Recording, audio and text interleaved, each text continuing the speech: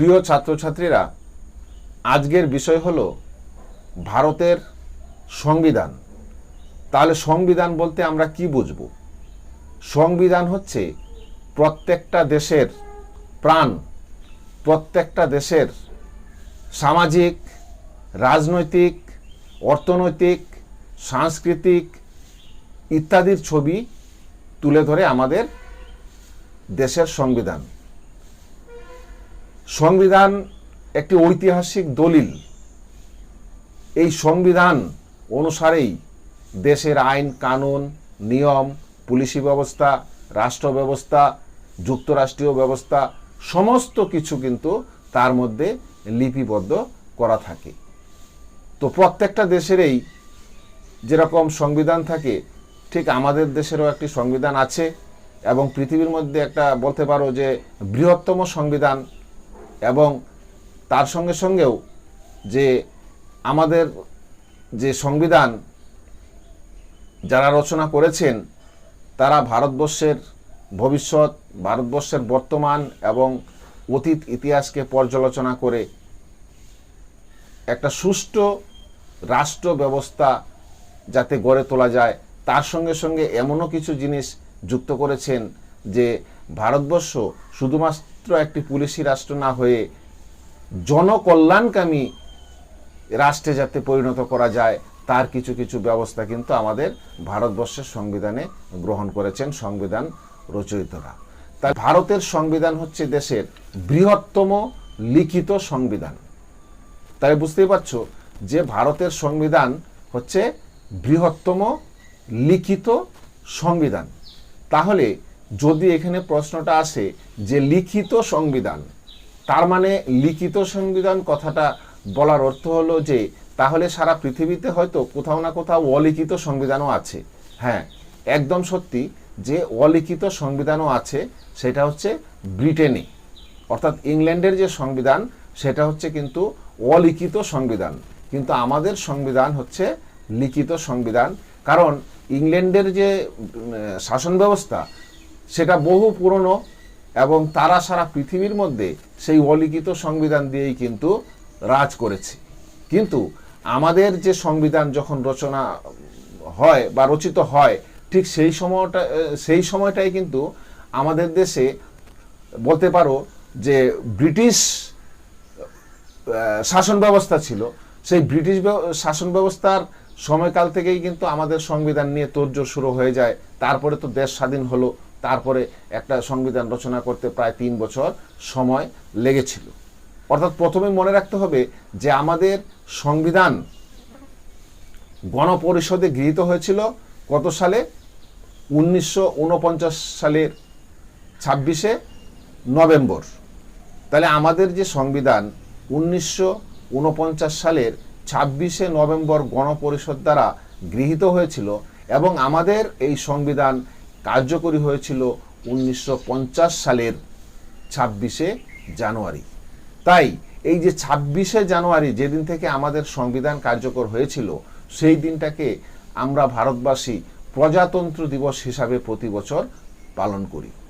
তোমরা সবাই জানো প্রজাতন্ত্র দিবস, সেদিন আমাদের দেশের জাতীয় পতাকা তোলা হয় এবং কলকাতা, দিল্লি রাজপথে বিশাল অনুষ্ঠানের আয়োজন করা হয় আর্মিদের, এবং সারা ভারতবর্ষের সংস্কৃতি সেই তুলে ধরা হয় সেই প্রজাতন্ত্র দিবসের দিন। তাহলে আমাদের যে প্রথম পয়েন্টটা ছিল দেশের সবচেয়ে কি বৃহত্তম লিখিত সংবিধান। আমাদের সংবিধান যখন রচিত হয়েছিল তখন সংবিধানের ধারা ছিল 395টি ধারা ছিল এবং 8টি ছিল তপশিল শিডিউল। কিন্তু নানা সময়ে সেগুলি পরিবর্তিত হয়ে সংশোধিত হয়ে বর্তমানে আমাদের ভারতের সংবিধানের ধারা প্রায় বলতে পারে 460-এরও বেশি। ঠিক তেমনি বর্তমানে ভারতীয় সংবিধানের যে শিডিউলগুলো ছিল 8টি, সেই 8টি থেকে বৃদ্ধি পেয়ে হয়েছে টোটাল 12টি। আমাদের দেশের সংবিধান হচ্ছে বৃহত্তর সংবিধান। বিদেশি সংবিধানের প্রভাব।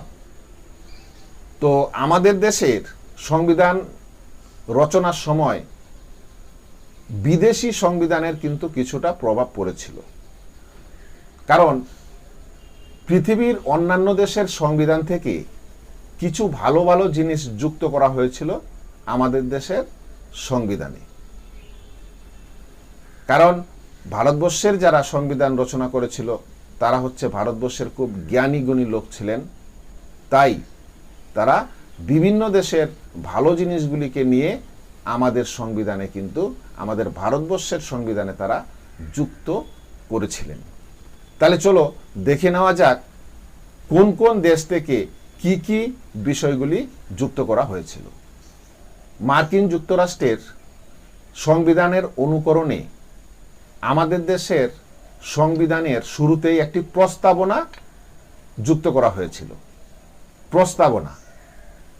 আর ঠিক তেমনি ইংল্যান্ডের শাসন ব্যবস্থার অনুকরণে আমাদের দেশের সংবিধানকে সংসদীয় শাসন ব্যবস্থা যাতে গড়ে তোলা যায় ঠিক সেরকমভাবেই কিন্তু লিখিত হয়েছিল। তাছাড়া আয়ারল্যান্ডের সংবিধান থেকে নেওয়া হয়েছিল ডাইরেক্টিভ প্রিন্সিপাল, অর্থাৎ নির্দেশমূলক নীতি। তো নির্দেশমূলক নীতি, ডাইরেক্টিভ প্রিন্সিপাল, এটা কিন্তু আমাদের দেশের সংবিধানকে, আমাদের দেশের শাসন ব্যবস্থাকে শুধু পুলিশি রাষ্ট্রে পরিণত না করে এক জনকল্যাণকামী রাষ্ট্র যাতে গড়ে তোলা যায় তার অনুপ্রেরণা দিয়েছিল এবং তার সেই নীতিগুলো সেখানে সংযুক্ত হয়েছিল। সেটি কিন্তু খুবই সুন্দর। যদি ওই নীতিগুলির সম্পূর্ণ প্রয়োগ করা যায় তাহলে আমাদের ভারতবর্ষের শাসন ব্যবস্থা কিন্তু খুব সুন্দর, জনকল্যাণকামী, মঙ্গলকামী, জনগণের জন্যই শাসন ব্যবস্থা হিসাবে গড়ে তোলা যাবে। আর কানাডার যে সংবিধান, কানাডা, তার থেকে যে বিষয়টা নেওয়া হয়েছিল সেটা হচ্ছে কেন্দ্র তালিকা, রাজ্য তালিকা, অর্থাৎ ক্ষমতা বন্টন। যেহেতু আমাদের ভারতবর্ষ একটি প্রথম থেকে যুক্তরাষ্ট্র হিসাবে গড়ে তোলা হবে, কারণ ব্রিটিশরা ভারতবর্ষে আসার আগে আমাদের ভারতবর্ষে ছিল রাজতন্ত্র, বিভিন্ন রাজারা রাজ করত। প্রায় 550 বা অনেক তারও বেশি রাজবাড়ি, রাজার ফ্যামিলি, জমিদার ইত্যাদি ব্যবস্থা আমাদের ভারতবর্ষে কিন্তু প্রচলন ছিল। এবং ব্রিটিশরা এসে সমস্ত রাজ্যগুলিকে তারা তাদের অধীনে নিয়ে নেয় এবং তারা বিভিন্ন রকম নীতি প্রয়োগ করে, কেউ তাদের বশ্যতা স্বীকার করে, অর্থাৎ এক কথায় অনেককেই, বেশিরভাগ রাজ্যকেই তারা কিন্তু তাদের অধীনে নিয়ে নেয়। তো যাই হোক, তারপরে আন্দোলনের মাধ্যমে, স্বাধীনতার আন্দোলনের মাধ্যমে যখন আমাদের ভারতবর্ষ স্বাধীন হয়, তারপরে একটা ক্ষমতা বন্টনের ব্যাপার চলে আসে। তো সেই ক্ষমতাটা কীরকম হবে, যেহেতু আমাদের একটা অনেকগুলো রাজ্য হবে, যেমন রাজ্য বলতে তোমরা বুঝতেই পেরেছো, বর্তমানে ভারতবর্ষের যে অঙ্গরাজ্য সেটা হচ্ছে 29টা, তার সঙ্গে আছে কেন্দ্রশাসিত অঞ্চল। কেন্দ্রশাসিত অঞ্চল আছে, সরাসরি কেন্দ্র শাসন করে। তো এইবার সেই যুক্তরাষ্ট্র, কেন্দ্রশাসিত অঞ্চল, তাদের মধ্যে ক্ষমতার বন্টনটা কিরকম হবে সেই বিষয়টা কিন্তু নেওয়া হয়েছিল কানাডা থেকে। তাহলে বুঝতেই পারছো যে আয়ারল্যান্ড থেকে নেওয়া হয়েছিল ডাইরেক্টিভ প্রিন্সিপাল, আমেরিকা থেকে নেওয়া হয়েছিল প্রস্তাবনা, প্রিয়াম্বল, এবং ব্রিটেনের সংবিধানের অনুকরণে নেওয়া হয়েছিল পার্লামেন্টারি শাসন ব্যবস্থা। তাহলে বুঝতেই পেরেছ যে বিভিন্ন দেশের প্রভাব রয়েছে আমাদের ভারতবর্ষের সংবিধানে। তাহলে চলো এবার আমরা তার পরবর্তী পয়েন্ট নিয়ে আলোচনা করি। ভারতবর্ষের সংবিধানের আরও একটা সবচেয়ে যেটা গুরুত্বপূর্ণ বিষয় সেটা হচ্ছে সার্বভৌম, সমাজতান্ত্রিক, ধর্মনিরপেক্ষ ও গণতান্ত্রিক ব্যবস্থা। তাহলে ভারতবর্ষকে এই 5টা খুব গুরুত্বপূর্ণ নীতি কিন্তু গ্রহণ করতে হয়েছিল। সার্বভৌম, সমাজতান্ত্রিক, ধর্মনিরপেক্ষ, সমাজতান্ত্রিক, সাধারণতন্ত্র, ধর্মনিরপেক্ষ, গণতান্ত্রিক এবং সার্বভৌম। সার্বভৌম কথাটির মানে কি? সার্বভৌমিকতা কথাটির মানে কি? সার্বভৌমিকতা কথাটির মানে হলো যে দেশের ভিতরেও যেমন স্বাধীন এবং দেশের বাইরেও স্বাধীন। অর্থাৎ ভারতবর্ষের সমস্ত নীতি ভারতবর্ষ নিজে তৈরি করবে এবং আন্তর্জাতিক ক্ষেত্রে বিভিন্ন দেশের সঙ্গে যে কি সম্পর্ক হবে সেটাও কিন্তু ভারতবর্ষ নিজেই তৈরি করবে। অর্থাৎ ভারতবর্ষের নিজস্ব আইন, ভারতবর্ষের নিজস্ব ক্ষমতা, সেটাই হচ্ছে সার্বভৌমিকতার মূল লক্ষ্য। অর্থাৎ ভারতবর্ষ কোনো দেশের অধীনে নেই। যেমন 1947 সালের আগে ভারতবর্ষের কি ছিল না? সার্বভৌমত্ব ছিল না।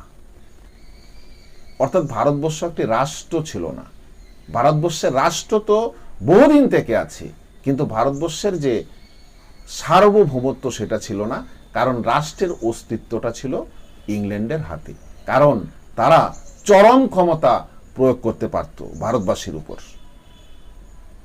আর ভারত যখন স্বাধীন হয়ে গেল তখন তার প্রথম একটা জিনিস পেয়ে গেল, সেটা হচ্ছে সার্বভৌমত্ব। অর্থাৎ ভারতবর্ষ মানে নিজেই নিজের নীতি তৈরি করতে পারবে, আইন কানুন সমস্ত কিছুর অধিকারী হয়ে গেল সঙ্গে সঙ্গে, এবং সঙ্গে সঙ্গে সমস্ত ভারতবাসী হয়ে গেল ভারতবর্ষের আন্ডারে, আর ব্রিটেনের আন্ডারে কিন্তু ছিল না। অর্থাৎ সার্বভৌমত্বটা আরও যদি আমি ভালো করে বলি তাহলে হচ্ছে একটা দেশের যে সর্বোচ্চ ক্ষমতা, সে ভিতরেই হোক বাইরেই হোক, সেই ক্ষমতাটাই কিন্তু দেশের সার্বভৌমত্ব। আরও একটি সহজ উদাহরণ দিই। মনে করো কোনো ব্যক্তি একটা অপরাধ করলো, খুব জঘন্য অপরাধ, সেই ব্যক্তিকে রাষ্ট্র কিন্তু কি করতে পারবে? তাকে মৃত্যুদণ্ড দিতে পারবে এবং যাবজ্জীবন কারাদণ্ড দিতে পারবে। সেই অধিকার কিন্তু একমাত্র রাষ্ট্রের আছে। এইবার মনে করো কোনো এক ব্যক্তি, সে কোনো একটা ক্লাবের সদস্য, সে ক্লাবে একটা অন্যায় কাজ করে ফেলল। ক্লাবের কিন্তু এই ক্ষমতা নেই যে তাকে মৃত্যুদণ্ড দেবে বা তাকে যাবজ্জীবন কারাদণ্ড দেবে, কারণ তার সার্বভৌমত্ব নেই। একমাত্র সার্বভৌমত্ব আছে রাষ্ট্রের। রাষ্ট্র একমাত্র সার্বভৌমত্ব প্রয়োগ করতে পারে। আরও সহজ করে আমি যদি বলি, মনে করো যে কোনো ব্যক্তি গুলি করে মারতে পারে না, কিন্তু পুলিশ ইচ্ছা করলে কোনো দুষ্কৃতী যখন পালিয়ে যায় তাকে গুলি করেও মারতে পারে। এবং আমাদের দেশের সেনাবাহিনী প্রয়োজনে আমাদের দেশের স্বার্থে যত খুশি তত কিন্তু গুলি করে মেরে ফেলতে পারে সেই জঙ্গি বাহিনী বা সন্ত্রাসবাদী তাদের, কিন্তু কোনো ব্যক্তি কিন্তু সেটা পারে না। এবং সেই পুলিশ বাহিনী এবং যে দেশের ফোর্স, তারা কেন পারে? কারণ তাদের চরম ক্ষমতা রাষ্ট্র দিয়ে রেখেছে। সার্বভৌমত্ব আছে, দেশের সার্বভৌমত্ব রক্ষার্থে তারা কিন্তু এই কাজটা করতেই পারে। তাহলে বুঝতে পেরেছো, সেটা হলো কি সার্বভৌমত্ব। তারপরে হচ্ছে যে গণতান্ত্রিক। গণতন্ত্র বলতে দেশের যে জনগণ, দেশের কে প্রধানমন্ত্রী হবে, কে মুখ্যমন্ত্রী হবে, অর্থাৎ কে অন্যান্য দপ্তরের মন্ত্রী হবে, অর্থাৎ জনপ্রতিনিধি সে কারা পাঠাবে? জনগণ পাঠাবে। কিসের মাধ্যমে? ভোটের মাধ্যমে, ইলেকশনের মাধ্যমে। তাহলে আমাদের দেশের ইলেকশন সম্পর্কে বা ভোট সম্পর্কে তোমরা সবাই অবগত আছো। যারা গ্রামে আছো তারাও ভোট দেখেছো, যারা শহরে আছো তারাও দেখেছো। যারা শহরে আছো তারা তোমরা পৌরসভার ভোট দেখেছো, তারপরে এমএলএর ভোট দেখেছো, এমপি ভোট দেখেছো। আর যারা গ্রামে আছো তারা পঞ্চায়েত ভোটটা খুব ভালোভাবে দেখেছো, কাছের থেকে দেখেছো, এমএলএ ভোটও দেখেছো, এমপি ভোটটাও দেখেছো। তাহলে বুঝতেই পারছো যে অনেক লোক দাঁড়াবে, তার মধ্যে জনগণ যাকে ভোট দেবে সে কিন্তু পার্লামেন্টে যাবে অথবা বিধানসভাতে যাবে। হ্যাঁ, অর্থাৎ জনগণ যাকে নেতা তৈরি করে, জনগণ যদি প্রধানমন্ত্রী তৈরি করে, তাহলে সেটা হবে কি গণতন্ত্র। অর্থাৎ জনগণের মঙ্গলার্থে জনগণ প্রতিনিধি প্রেরণ করছে, সেটাই হচ্ছে কিন্তু গণতন্ত্র। এরপরে আমরা যে এক পয়েন্টে আসবো সেটা হচ্ছে ধর্মনিরপেক্ষতা। যেমন ভারতবর্ষ এমনই একটি দেশ, এখানে সব ধর্মের লোক তাদের ধর্ম প্রচারও করতে পারবে, নতুন ধর্ম সৃষ্টিও করতে পারবে। অর্থাৎ ধর্মীয় ব্যাপারে রাষ্ট্র কোনো হস্তক্ষেপ করবে না। কিন্তু ভারতবর্ষ, একটা জিনিস লক্ষ্য করো, আমাদের ভারতবর্ষ কিন্তু বিশাল মহান ভারতবর্ষ ছিল এক সময়। অর্থাৎ আমাদের আফগানিস্তান, পাকিস্তান এবং বাংলাদেশ এই সবগুলোই কিন্তু ভারতবর্ষেরই অংশ ছিল। এবং অনেক আগে আমাদের দেশের সর্বশ্রেষ্ঠ একজন শিক্ষক, সর্বশ্রেষ্ঠ একজন প্রশাসক, তিনি হচ্ছেন চাণক্য, সেই অখণ্ড ভারতবর্ষ রচনা করেছিলেন তার জেদে এবং তার একমাত্র অনুপ্রেরণায়। তিনি তার উপযুক্ত শাসক দিয়েছিলেন। কিন্তু এর পরবর্তীতে ভারতবর্ষের উপর দিয়ে বয়ে যায় বিশাল বড় ঝড়, এবং তারপরে সেরকম কারো জন্ম হয়নি যে আমাদের ভারতবর্ষকে সেই খণ্ডন থেকে রক্ষা করতে সক্ষম। কারণ যেহেতু আমাদের ভারতবর্ষ খণ্ডিত হয়ে গেছে, তাই এই কথাটা আমরা গর্বের সহিতই বলতে পারি যে চাণক্যের পরে এরকম কোনো মনীষী কিন্তু জন্ম হয়নি আমাদের ভারতবর্ষে। হ্যাঁ, আমাদের ভারতবর্ষে আরো একজন ছিলেন, তিনি আমাদের ভারতবর্ষের অখণ্ডতার ব্যাপারে সক্রিয় ছিলেন।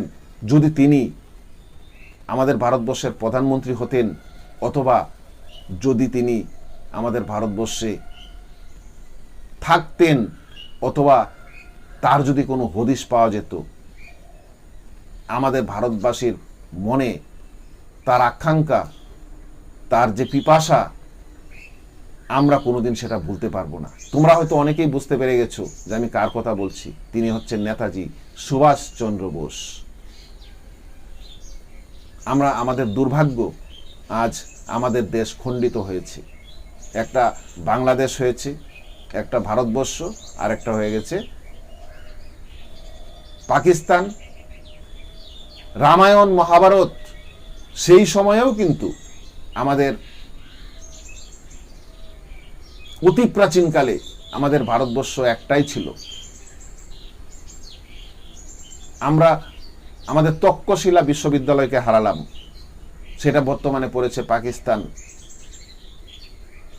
এক সময়কার জ্ঞান বিজ্ঞান চর্চার এক অসাধারণ কেন্দ্র ছিল।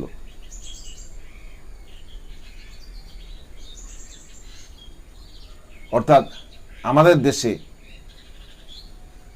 এই বর্তমান আমাদের দেশের যা পরিস্থিতি, সেরকম কিন্তু ছিল না। আমাদের ভারতবর্ষ অতি প্রাচীনকাল থেকেই সমস্ত দিক দিয়ে উন্নত ছিল। পৃথিবীর অন্যান্য দেশে যখন গ্রন্থ রচিত হয়নি, তখন আমাদের দেশে সর্বশ্রেষ্ঠ গ্রন্থ রচিত হয়েছিল রামায়ণ, মহাভারত, ভাগবত গীতা। বর্তমানে এই গ্রন্থগুলি সারা পৃথিবীর অনুপ্রেরণা জাগিয়েছে। সারা পৃথিবীতে এইগুলোর চর্চা হয়, সারা পৃথিবীতে চর্চা হয়। এই হচ্ছে আমাদের ভারতবর্ষ। অর্থাৎ আমাদের ভারতবর্ষ, তার অতীত গৌরব ছিল অসাধারণ। মানুষ নিজের স্বার্থের জন্য আমাদের এই ভারতবর্ষের অতীত গৌরবটাকে ধূলিসাৎ করে দিচ্ছে। তো যাই হোক, আমি আমার আলোচনায় ফিরে আসি। আমি যেটা আলোচনা করছিলাম সেটা হচ্ছে সার্বভৌম, সমাজতান্ত্রিক, সাধারণতন্ত্র, গণতান্ত্রিক, ধর্মনিরপেক্ষ ভারতবর্ষ সম্পর্কে। তাহলে 3টা পয়েন্ট তোমাদের এখানে আলোচনা করা হলো, আরো 2টো পয়েন্ট বাকি আছে। যেহেতু ভারতবর্ষের প্রধান যে সম্পদগুলি, লৌহ, ইস্পাত, সোনা, রেল, বিভিন্ন গুরুত্বপূর্ণ মন্ত্রকগুলি ভারতবর্ষের নিজস্ব অধীনে রেখেছে। তাই ভারতবর্ষকে বলা হচ্ছে সমাজতন্ত্র। তাই ভারতবর্ষকে বলা হচ্ছে সমাজতন্ত্র। এরপরের পয়েন্টটি হচ্ছে সাধারণতন্ত্র। অর্থাৎ কি, ভারতবর্ষের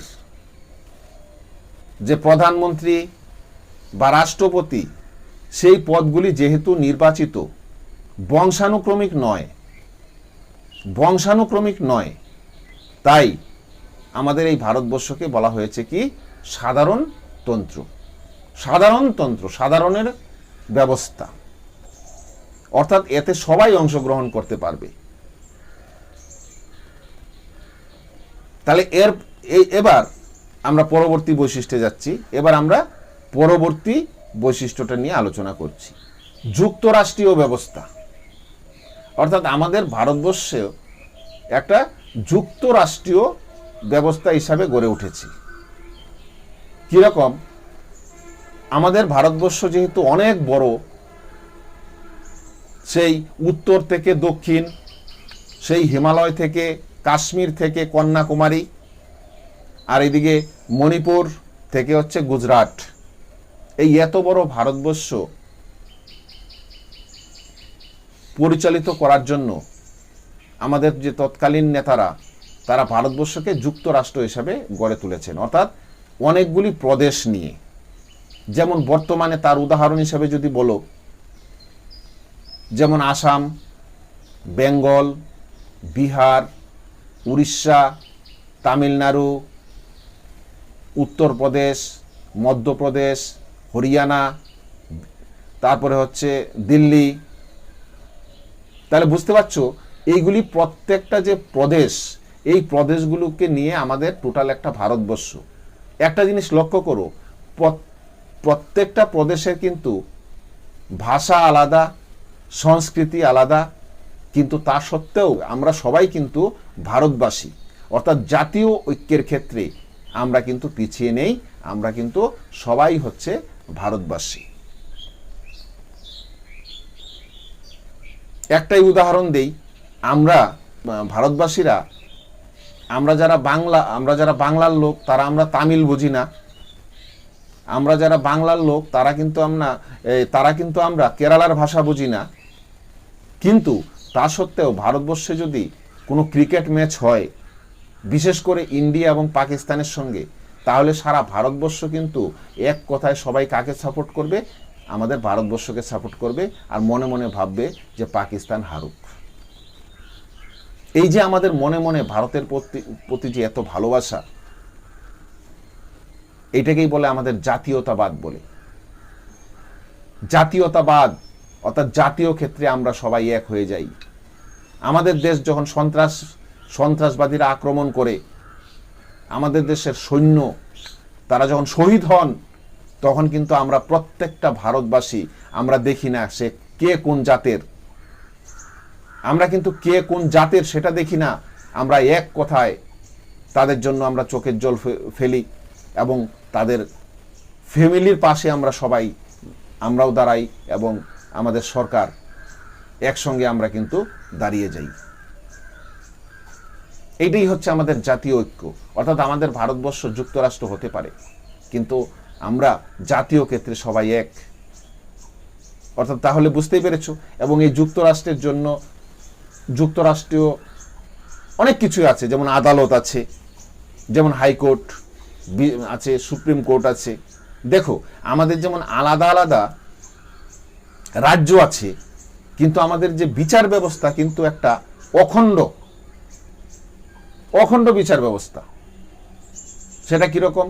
আমাদের জেলাতে, সাব ডিভিশনে যেরকম আছে মহকুমার আদালত, জেলাতে আছে জেলা আদালত, এবং রাজ্যে আছে কি হাইকোর্ট, মহাধর্মাধিকরণ, আর একদম কেন্দ্রে আছে সুপ্রিম কোর্ট অর্থাৎ প্রধান ধর্মাধিকরণ। ইচ্ছে করলে আমরা যে কোনো ভারতবাসী বিচারের জন্য সুপ্রিম কোর্ট অবধি আমরা যেতে পারি। তাহলে বুঝতেই পারছো যে ভারতবর্ষ একটা যুক্তরাষ্ট্র, বর্তমানে তার যে এই অঙ্গরাজ্য 29টি আমরা সবাই জানি, সে তেলেঙ্গানা যুক্ত হয়েছে এবং তার সঙ্গে সঙ্গে কেন্দ্রশাসিত অঞ্চল আছে, আন্দামান নিকোবর দ্বীপপুঞ্জ আছে, লাক্ষাদ্বীপ, দমন, দিউ, পন্ডিচেরি, এইগুলো হচ্ছে আমাদের ভারতবর্ষের অংশ। এরপরের বৈশিষ্ট্য হলো সংসদীয় ব্যবস্থা, অর্থাৎ আমাদের ভারতবর্ষের যে শাসন ব্যবস্থা সেটাকে আমরা বলি সংসদীয় ব্যবস্থা। সংসদীয় ব্যবস্থা সেটাকে আমরা বলতে পারি পার্লামেন্টারি ব্যবস্থা, আবার আমরা বলতে পারি মন্ত্রী পরিষদ শাসিত ব্যবস্থা। তাহলে সংসদীয় ব্যবস্থা হচ্ছে কি, সংসদ, অর্থাৎ আমাদের একটা সংসদ আছে, সেই সংসদ হচ্ছে কোথায়, দিল্লিতে। সেটাকে আমরা কেউ বলি পার্লামেন্ট, কেউ বলি সংসদ ভবন। যে জায়গায় ভারতবর্ষের যারা জনপ্রতিনিধি, যারা এমপি, সবাই একসঙ্গে বসেন, প্রধানমন্ত্রী, রাষ্ট্রপতির আলাদা ভবন আছে, রাষ্ট্রপতি ভবন, কিন্তু ভারতবর্ষের রাষ্ট্রপতিও সংসদের একটি অংশ। অর্থাৎ আমাদের ভারতবর্ষের সংসদ 3টি অংশ নিয়ে গঠিত। প্রথম হচ্ছে কি, লোকসভা, তারপরে হচ্ছে রাজ্যসভা, তারপরে হচ্ছে কি রাষ্ট্রপতি। এই 3টি অংশ নিয়ে আমাদের কিন্তু ভারতবর্ষের সংসদ গঠিত। আমাদের ভারতবর্ষের সংসদের 3টি অংশ, সেটা হচ্ছে রাজ্যসভা, লোকসভা এবং রাষ্ট্রপতি। তো প্রিয় ছাত্রছাত্রীরা, মনে রাখবে যে সংসদ অর্থাৎ দিল্লির যে লোকসভার মোট সদস্য সংখ্যাটা মনে রাখবে, সারা ভারতবর্ষ থেকে লোকসভার মোট সর্বোচ্চ দেওয়া যায় 552 জন, কিন্তু বর্তমানে নির্বাচিত আছে 543 জন, এবং 2 জন হচ্ছে এংলো ইন্ডিয়ান, যা নাকি রাষ্ট্রপতি নিজে মনোনীত করেন, তারা কিন্তু নির্বাচিত নয়। কেন অ্যাংলো ইন্ডিয়ানদের ব্যবস্থা আছে বলতো? কারণ আমাদের ভারতবর্ষ যেহেতু দীর্ঘদিন যাবৎ ইংরেজদের শাসনে ছিল, তাই প্রচুর সেই ফিরিঙ্গি ইংরেজ এবং আমাদের ভারতীয়দের সংমিশ্রণে অনেক লোক আছে, এবং তাদের স্বার্থ যেন বজায় থাকে। যেমন ইংল্যান্ডের অনেকে যায়নি সেই দেশে, তাদের স্বার্থটাকে বজায় রাখার জন্য কিন্তু সেই অ্যাংলো ইন্ডিয়ান 2 জন প্রতিনিধি ভারতবর্ষে আমাদের সেই সংসদে পাঠানোর ব্যবস্থা করা হয়েছে। এবার আমরা আসি রাজ্যসভার মোট সদস্য সংখ্যা হচ্ছে 250 জন। তার মধ্যে 12 জনকে রাষ্ট্রপতি মনোনীত করেন আমাদের ভারতবর্ষের বিভিন্ন ক্ষেত্র থেকে, যেমন সাংস্কৃতিক ক্ষেত্র থেকে, খেলাধুলা থেকে, তারপরে হচ্ছে সিনেমা জগৎ থেকে, এরকমভাবে। যেমন জয়া বচ্চন আছেন, সচিন তেন্ডুলকর আছেন, ঠিক এরকমভাবে। তারপরে ইন্ডাস্ট্রিয়ালিস্ট যারা, তাদের মধ্য থেকেও আর কি, তাদের প্রতিনিধিত্ব করার জন্য এইরকম 12 জনকে কিন্তু রাষ্ট্রপতি মনোনীত করতে পারেন রাজ্যসভার মধ্যে।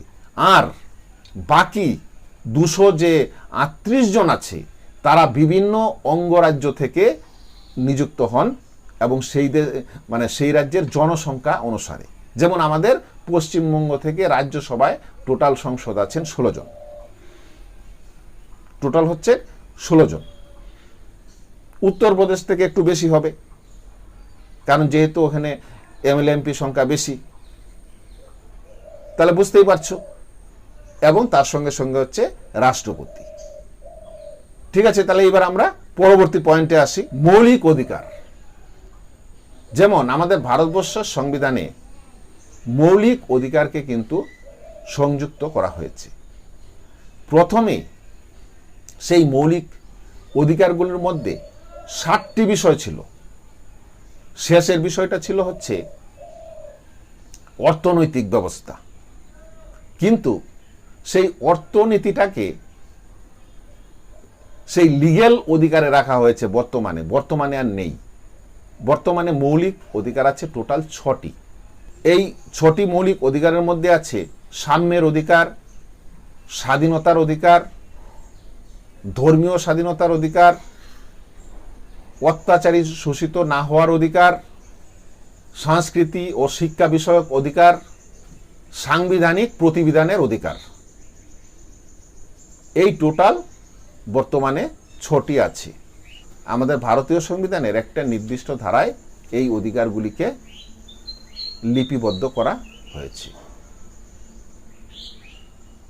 তো আমরা যখন অধিকার, স্বাধীনতা, সাম্য ইত্যাদি পড়ব, তখন এই বিষয়ে কিন্তু আমরা আরও ডিটেলস আলোচনায় যাব।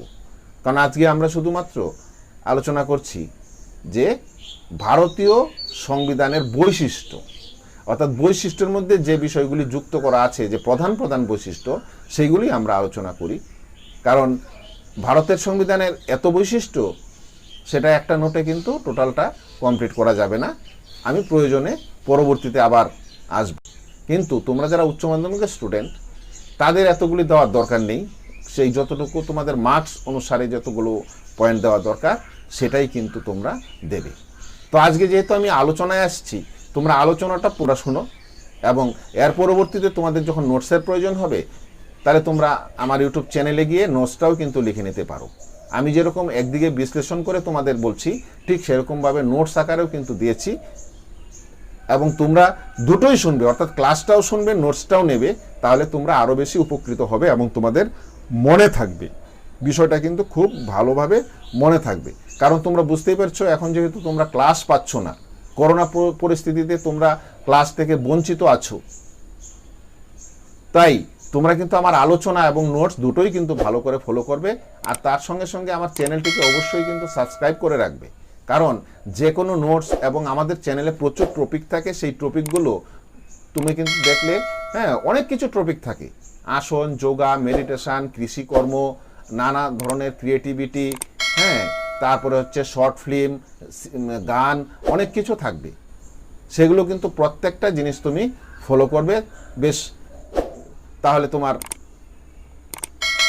অনেক বিষয়ে তুমি জানতে পারবে। এরপরে পয়েন্টে আসছি, মৌলিক কর্তব্য। অর্থাৎ আমাদের ভারতবর্ষের সংবিধানে আরও একটা বিষয় যেটা সংযোজিত হয়েছে, সেটা হচ্ছে কি মৌলিক কর্তব্য। অর্থাৎ প্রথমে আমাদের মৌলিক কর্তব্য ছিল 10টি, এবং এর পরবর্তীতে সেই মৌলিক কর্তব্যের জায়গায় কিন্তু আরও একটি সংযুক্ত হয়েছে। বর্তমানে মৌলিক কর্তব্য হয়েছে কি 11টি। অর্থাৎ 11টি। শেষেরটি কি বলতো দেখি? শেষেরটি হয়েছে যে 6 থেকে 14 বছর বয়স্ক, 6 থেকে 14 বছর বয়স্ক যে বালক বালিকা, তাদেরকে কি বাধ্যতামূলকভাবে স্কুলে পড়াতে হবে, অবৈতনিকভাবে। তাদের কাছ থেকে বেতনও নেওয়া যাবে না, কিন্তু তাদেরকে কি মা বাবা আমাদের সকলেরই কর্তব্য যে তারা পড়াশোনা অবশ্যই করবে, অবৈতনিক। তাদের কাছ থেকে বেতন কিন্তু নেওয়া যাবে না। বুঝতে পেরেছো? অর্থাৎ কি প্রত্যেকেই, রাষ্ট্র কি চায়? রাষ্ট্র চায় প্রত্যেকটা শিশু পড়াশোনা করুক এবং পড়াশোনা করে নিজের বিকাশ করুক এবং ভবিষ্যতে সে একজন রাষ্ট্রের সুনাগরিক হোক। সুনাগরিক সৃষ্টি করলে আমাদের ভারতবর্ষ পাল্টে যাবে। আমাদের ভারতবর্ষ পাল্টে যাবে, সুনাগরিক হতে হবে। তাহলে আমরা আসছি পরের পয়েন্টে, স্বাধীন ও নিরপেক্ষ বিচার ব্যবস্থা। স্বাধীন এবং নিরপেক্ষ বিচার ব্যবস্থা, অর্থাৎ আমাদের স্বাধীন ও নিরপেক্ষ বিচার ব্যবস্থা আছে। যেমন আমি একটু আগেও বলেছিলাম যে আমাদের যে বিচার ব্যবস্থা, সে হচ্ছে কি পিরামিড আকারের অখণ্ড বিচার ব্যবস্থা। এর শীর্ষে আছে কি সুপ্রিম কোর্ট, এবং সর্বনিম্ন স্তরে আছে কি, সর্বনিম্ন স্তরে আছে এই মহকুমার আদালত, তারও নিচে আছে লোক আদালত। তো যাই হোক, আমাদের যে বিচার ব্যবস্থা ঠিক এরকম পিরামিডের মতো, অর্থাৎ এরকম একদম যার শীর্ষে আছে কি, একদম শীর্ষে আছে কি সুপ্রিম কোর্ট, তারপরে হাইকোর্ট, তারপরে জেলা আদালত, তারপরে হচ্ছে হাইকোর্ট, জেলা আদালত, মহকুমার আদালত, তারপরে হচ্ছে লোক আদালত। এরকমভাবে আস্তে আস্তে গিয়ে সুপ্রিম কোর্ট। রাজ্যর সঙ্গে কেন্দ্র, কেন্দ্রের সঙ্গে রাজ্য যখন বিরোধ বাঁধবে, অথবা রাজ্যের সঙ্গে রাজ্য যদি বিরোধ বাঁধে, তাহলে তার এই বিরোধের নিষ্পত্তি করার দায়িত্ব হলো সুপ্রিম কোর্টের। তাহলে আমরা আসি এর পরবর্তী বৈশিষ্ট্য, সার্বিক প্রাপ্তবয়স্কের ভোটাধিকার। তাহলে আমাদের সংবিধানে সার্বিক প্রাপ্তবয়স্কের ভোটাধিকারকে কিন্তু স্বীকার করে নেওয়া হয়েছে। কিরকম? যে 18 বছর হওয়ার পরে আমাদের দেশের স্ত্রী পুরুষ নির্বিশেষে যদি তার বয়স 18 বছর হয়, তাহলে সে কিন্তু আমাদের সেই নির্বাচন প্রক্রিয়ায় অংশগ্রহণ করতে পারে, অর্থাৎ ভোট দিতে পারে। তার একটি ভোটের কার্ড হয়, এবং যখন বিভিন্ন নির্বাচনগুলি অনুষ্ঠিত হয়, আমাদের দেশে কি কি নির্বাচন হয় সেটাও একটু মনে রাখো। লোকসভা নির্বাচন, রাজ্য সভার নির্বাচনটা হয় না, এটা অন্যভাবে হয়। তারপরে হচ্ছে বিধানসভা নির্বাচন, আরেকটা হয় পঞ্চায়েত নির্বাচন, আরেকটা হয় পৌরসভার নির্বাচন। এইগুলি হচ্ছে প্রধান। শহরে পৌরসভা, তার মধ্যে কর্পোরেশন থাকে, যেমন Kolkata corporation, Siliguri corporation, Chandannagar corporation, সেগুলি বড়। আর গ্রামে হচ্ছে পঞ্চায়েত। পঞ্চায়েতের 3টি স্তর: গ্রাম পঞ্চায়েত, পঞ্চায়েত সমিতি ও জেলা পরিষদ। জেলা পরিষদ, তাহলে বুঝতেই পারছো এই নির্বাচনগুলো কিন্তু আমরা সবাই দেখে অভ্যস্ত। হ্যাঁ, আরও কিছু নির্বাচন হয়, সেগুলো আমাদের বিষয় নয়, রাষ্ট্রীয় বিষয়ের মধ্যে আমরা ধরবো না। যেমন স্কুলের নির্বাচন, ছোটোখাটো সমিতির নির্বাচন, এইগুলিকে আমরা এতটা বেশি ধরবো না। এগুলিও হয়, প্রত্যেকটা জায়গায় এটা হয়, এগুলি দরকার নেই। কিন্তু আমাদের প্রধান যে নির্বাচন, সেগুলো সার্বিক প্রাপ্তবয়স্কের ভোটাধিকার, অর্থাৎ সবাই কিন্তু ভোটে অংশগ্রহণ করতে পারে। গ্রামে শহরে হোক, গ্রামেরই হোক, শহরেই হোক, বা ভারতবর্ষের যে কোনো সেই অধিবাসী হোক না কেন, তারা তাদের মত কিন্তু দিতে পারে। সেটা মোটামুটি সকলেরই প্রায় জানা আছে। তাহলে আমরা পরবর্তী পয়েন্টে আসছি, নির্দেশমূলক নীতি। এর আগেই কিন্তু বলা হয়েছিল যে নির্দেশমূলক নীতিটা নেওয়া হয়েছিল কোথা থেকে?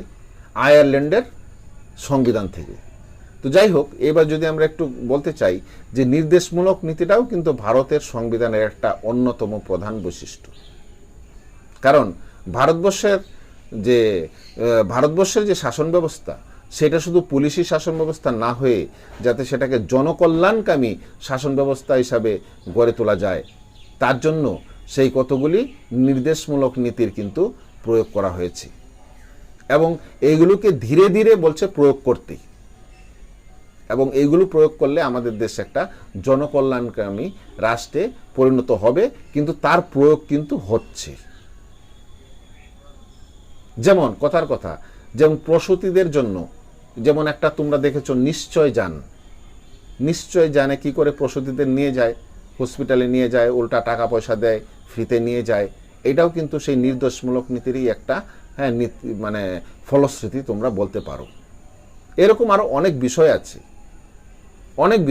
চাকরি ক্ষেত্রে অনেক সময় সংরক্ষণের কিছু বিষয় থেকে থাকে, কোনো নির্দিষ্ট জাতি বা কমিউনিটিকে একটু উন্নত করার জন্য কিছু স্পেশাল ব্যবস্থা নেওয়া হয়ে থাকে।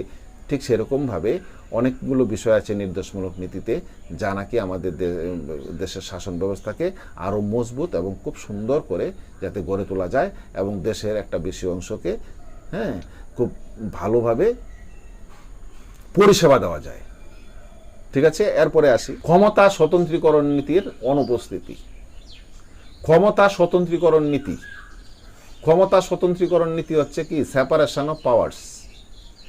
অর্থাৎ আমাদের যে 3টা বিভাগ, মানে শাসন বিভাগ, আইন বিভাগ, বিচার বিভাগ, এই 3টা বিভাগের যে সেপারেশন অফ পাওয়ার্স, ক্ষমতা স্বতন্ত্রীকরণের নীতি আমাদের দেশে নেই। অর্থাৎ প্রত্যেকের যে আলাদা আলাদা ক্ষমতা, একদম আলাদা, সেই বিষয়টা কিন্তু আমাদের দেশে নেই। সেটা আছে কোথায়? আমেরিকাতে। ক্ষমতা স্বতন্ত্রীকরণ নীতি পূর্ণমাত্রায় আমরা দেখি আমেরিকার যুক্তরাষ্ট্রীয় শাসন ব্যবস্থাতে, কিন্তু আমাদের দেশে সেই বিষয়টা নেই। আমাদের একটা বিভাগ অন্য একটা বিভাগের সঙ্গে প্রায় আমরা রিলেটেড বলতে পারি। কিরকম ভাবে? যারা আইনসভার সদস্য, তারা কিন্তু আবার শাসন বিভাগেরও সদস্য এবং তারাই শাসন বিভাগে অংশগ্রহণ করে। বিচার বিভাগটা একটু আলাদা, কিন্তু তা সত্ত্বেও যদিও আমরা আমাদের নিরপেক্ষতা বিচার বিভাগ সবসময় বজায় রাখে আমাদের দেশে, বিচার ব্যবস্থার তাই হওয়া উচিত। কারণ বিচার যদি শুধু রাজার জন্য হবে, যদি শুধু বড়দের জন্য হবে, তাহলে তো সেই দেশের জনগণ অত্যাচারিত হবে। তাই আমাদের বিচার ব্যবস্থা খুবই স্ট্রং এবং নিরপেক্ষ, সঠিক সিদ্ধান্ত তারা দিয়ে থাকেন, সঠিক বিচার কিন্তু আমাদের দেশে হয়, যেটা রাজার আমলে কল্পনা করা যায় না, অথবা একনায়কতন্ত্রে কল্পনা করা যায় না। কারণ একনায়কতন্ত্রে কি হয়, যে একনায়ক তার কথাই কিন্তু শুনবে, সেই হচ্ছে আইন, সেই হচ্ছে বিচারক, সেই হচ্ছে কিন্তু প্রশাসক। যখন সেপারেশন অফ পাওয়ার্স থাকবে, তাহলে কি প্রত্যেকটা বিভাগ আলাদা আলাদা থাকবে, সেপারেট সেপারেট সেপারেট থাকবে। কিন্তু আমাদের এই সংবিধানে কিন্তু এটা লক্ষ্য করা যায় না। আমাদের সংবিধানের আরো একটা গুরুত্বপূর্ণ বৈশিষ্ট্য হলো জরুরি অবস্থা। অর্থাৎ আমাদের দেশে 3 প্রকার জরুরি অবস্থা ঘোষণা হতে পারে। একটা হচ্ছে মানে জাতীয় জরুরি অবস্থা, আরেকটা হচ্ছে 356 নং ধারা, সেটা হচ্ছে অঙ্গরাজ্যের অচল অবস্থা। আরেকটা হচ্ছে 360 নং ধারা, সেটা হচ্ছে কি আর্থিক জরুরি অবস্থা। আর্থিক জরুরি অবস্থা অর্থাৎ কি টাকা পয়সার সংকট এখনো পর্যন্ত হয়নি। হ্যাঁ, 356 ধারা অনেকবার হয়েছে, আবার 352টাও হয়েছে। কারণ আমাদের জাতীয় জরুরি অবস্থা হয়েছে এই কারণেই যে অনেক সময় একবার চীনের সঙ্গে যুদ্ধ লেগেছে, পাকিস্তানের সঙ্গে যখন যুদ্ধ লেগেছে, তখন এরকম যখন বৈদেশিক আক্রমণ ঘটার সম্ভাবনা থাকে, তখন এটাকে জাতীয় জরুরি অবস্থা ঘোষণা করেন রাষ্ট্রপতি।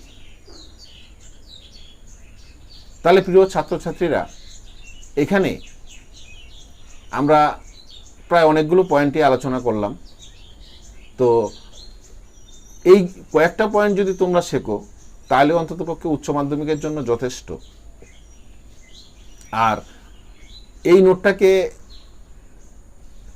এই আলোচনাটা অনেক বড় হয়ে যাবে, তাই আমি আর পয়েন্ট এখানে আলোচনা করছি না। এর পরবর্তীতে আমি হয়তো এর দ্বিতীয় ভাগ নিয়ে আসবো, কারণ আরও অনেক বৈশিষ্ট্য কিন্তু রয়ে গেছে। কারণ এই বৈশিষ্ট্যগুলো সকলেরই জানা প্রয়োজন। তাই আমি দ্বিতীয়বার আবার আমি আলোচনার মধ্যে আসব। তো ততক্ষণে তোমরা সবাই ভালো থাকো। আর আমার এই চ্যানেলটিকে সাবস্ক্রাইব করতে কিন্তু তোমরা ভুলো না, কারণ অনলাইন ক্লাসে তোমরা এখন থাকতেই হবে। কারণ যেহেতু স্কুলে পড়াশোনা ব্যবস্থা এখনও হয়নি, তাই তোমরা অনলাইনে আমার ক্লাসগুলোকে ফলো করো। তোমরা সমস্ত কিছু ভালো করে বুঝে যাবে এবং প্রয়োজনে আমাকে ফোনও করতে পারো। কোনো বিষয় যদি বুঝতে না পারো, তাহলে আমাকে অবশ্যই ফোন করবে। আমি তোমাদেরকে সেই বিষয়টাকে খুব ভালোভাবে বুঝিয়েও দেব এবং প্রয়োজনে আরও নতুন একটা ভিডিও দিয়ে তোমাদেরকে আমি বুঝিয়ে দিতে পারবো। আমাকে অনেকে সুপারিশ করে, সেই সুপারিশ অনুসারেও কিন্তু আমি অনেক ভিডিও তৈরি করে কিন্তু আমি সেই তোমাদের আমার যে চ্যানেল সেটাতে কিন্তু আমি দিয়ে দিই। তো তাহলে আজকে এখানেই রাখছি। তোমরা সবাই ভালো থেকো এবং নিজে যেরকম সতর্ক থাকবে, ঠিক অন্যকেও সতর্ক রাখবে। তার সঙ্গে সঙ্গে আরও একটা কথা বলি, পরিবেশকেও পরিচ্ছন্ন রাখবে, প্লাস্টিক যেখানে সেখানে ফেলবে না। এটা কিন্তু আমাদের প্রত্যেকেরই কর্তব্য। আমাদের প্রত্যেকেরই কর্তব্য ওই পৃথিবীকে সুন্দর করে গড়ে তোলা। কারণ তোমরা যারা স্টুডেন্ট, তোমাদের থেকেই শুরু করতে হবে। কারণ একটা পরিবর্তন আসে, কোনো একটা প্রজন্ম যখন ভালোভাবে তৈরি হয়, তারাই পরিবর্তন করে দিতে পারে এই দেশ ও দুনিয়াকে। ততক্ষণে তোমরা ভালো থাকো, আমি রাখলাম।